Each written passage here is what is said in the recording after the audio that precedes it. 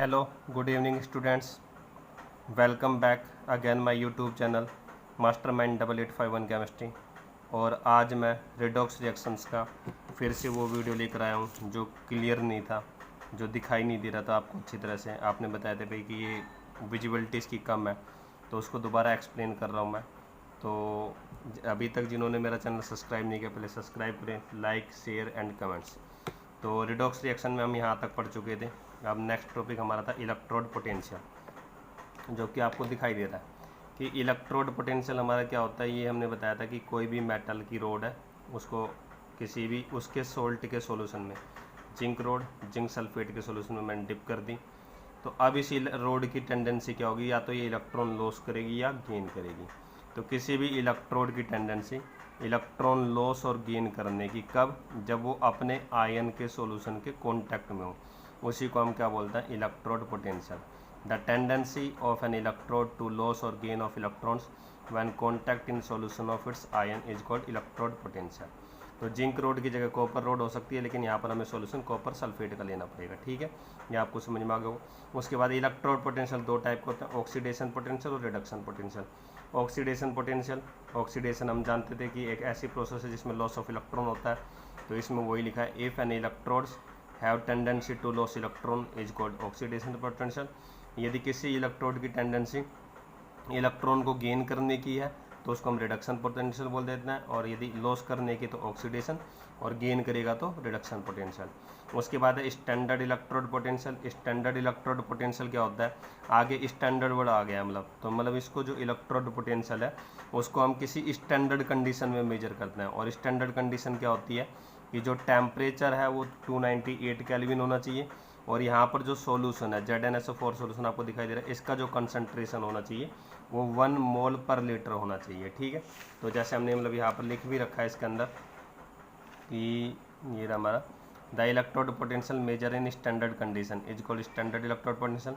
और जहाँ standard condition क्या है, टेम्परेचर 290 और कंसंट्रेशन ऑफ आयन 1 m मतलब 1 मोल पर लीटर।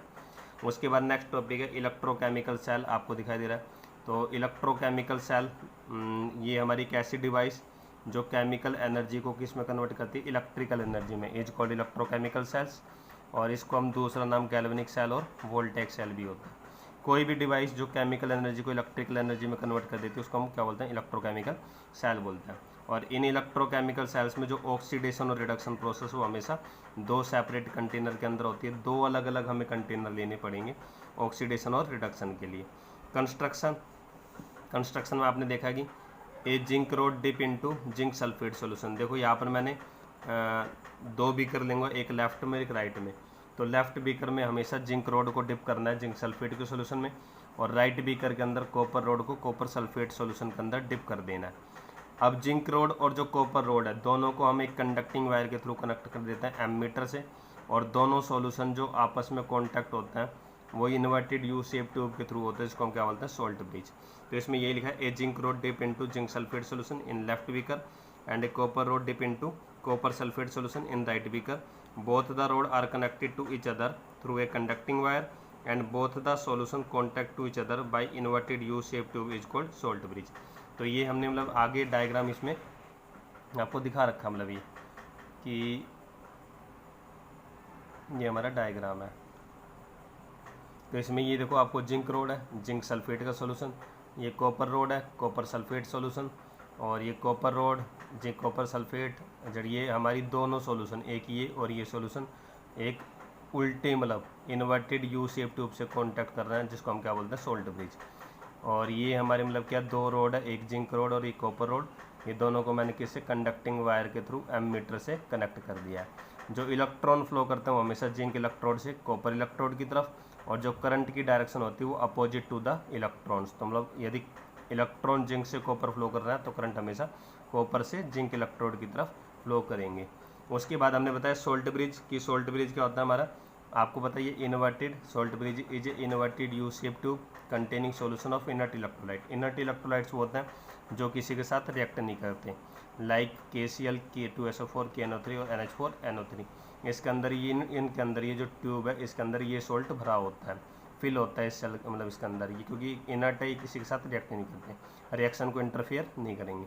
तो फंक्शन ऑफ सॉल्ट ब्रिज, ये हमारे जो होते हैं तुम्हें कंडक्टिंग वायर दिखा दी, एक्सटर्नल सर्किट है। एक्सटर्नल सर्किट में हमेशा इलेक्ट्रॉन फ्लो करता है, और ये हमारा कौन सा होता है, इनर सर्किट। तो फर्स्ट फंक्शन ये होता है it complete the inner circuit, और सेकंड मतलब इट मेंटेन इलेक्ट्रिकल न्यूट्रलिटी। यहाँ पर दो सॉल्यूशन है, इनके ऊपर चार्ज अराइज नहीं होता पॉजिटिव और नेगेटिव, क्योंकि जब भी पॉजिटिव नेगेटिव चार्ज होगा तो आयन यहाँ से तुम्हारे इस सॉल्यूशन से उस सॉल्यूशन के अंदर और यहाँ से इस सॉल्यूशन के अंदर ट्रांसफ़र हो सकता है साल्ट ब्रिज के थ्रू, और वो एक दूसरे को क्या कर देंगे, न्यूट्रलाइज कर देंगे। तो इसलिए सेकंड फंक्शन इसका यही है, it maintain electrical neutrality by transport of ion from one solution to another solution. अब उसके बाद पता है कि भाई लेफ्ट बीकर में हमेशा क्या होता था, ऑक्सीडेशन, और राइट बीकर में हमेशा रिडक्शन। तो इसका मतलब है जिंक का तो यहाँ पर ऑक्सीडेशन हो रहा है, कॉपर का क्या हो रहा है, रिडक्शन। तो जिंक का मतलब देखो यहाँ पर मैंने रिएक्शन दिखाई है एट एनोड, एनोड पे हमेशा ऑक्सीडेशन होता है, और ऑक्सीडेशन होगा तो लॉस ऑफ इलेक्ट्रॉन होंगे। तो जिंक इलेक्ट्रोड था, उसने Zn2+, उसने 2 इलेक्ट्रॉन क्या कर दिए, लॉस कर दिए। उसके बाद second reaction at cathode, cathode पे हमेशा रिडक्शन। तो कॉपर 2+ आयन था यहाँ पर सॉल्यूशन के अंदर Cu2+, उसने 2 इलेक्ट्रॉन यहाँ से जो लॉस हो वो गेन कर लिए, और किस में कन्वर्ट हो गया, Cu में। तो ये हमारी मतलब इलेक्ट्रोड रिएक्शंस हो गई है। उसके बाद है वर्किंग। वर्किंग में हमने बताया जो ऑक्सीडेशन हमेशा जो टेक प्लेस करता है वो कहाँ पर टेक प्लेस करता है, जिंक इलेक्ट्रोड पे, फर्स्ट पॉइंट यही है। और रिडक्शन टेक प्लेस करता है हमेशा कॉपर इलेक्ट्रोड पर, ये हमने बता दिया, अभी इसमें डायग्राम में भी दिखा रखा है।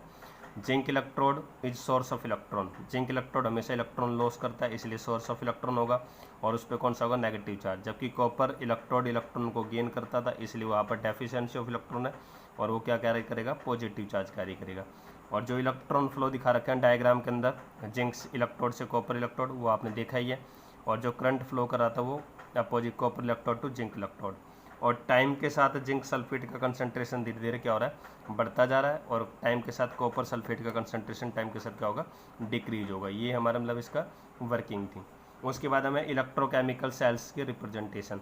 तो representation of electrochemical cells, representation में आपको बताया कि जो ऑक्सीडेशन है वो हमेशा कहाँ पर टेक प्लेस करता था, लेफ्ट में, तो इसलिए मैंने ऑक्सीडेशन लेफ्ट में लिखा है। रिडक्शन राइट में होता था, तो इसलिए रिडक्शन राइट में लिखा है।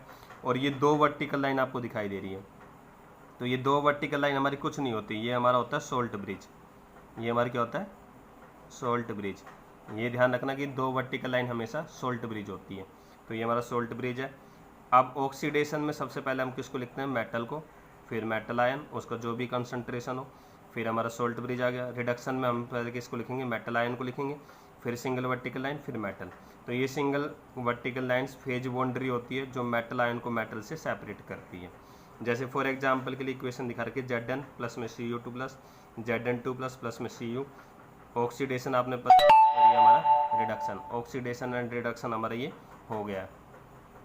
उसके बाद आपने देखा कि यहाँ पर एक का ऑक्सीडेशन एक का रिडक्शन हुआ था। तो ऑक्सीडेशन में सबसे पहले हम किसको लिखेंगे, मेटल। मेटल हमारा कौन सा था, जिंक, फिर Zn2+, फिर 2 वर्टिकल लाइन, फिर कॉपर 2+, और फिर सिंगल वर्टिकल कॉपर। अब सेकंड रिएक्शन आप देखो, मतलब ये दिखाई दे रही है आपको कि Zn से Zn2+, और यहाँ पर इसका रिप्रेजेंटेशन ऑक्सीडेशन रिडक्शन। अब इसमें देखो ये ऑक्सीडेशन है, इन दोनों में ये ऑक्सीडेशन है, जिंक से Zn2+।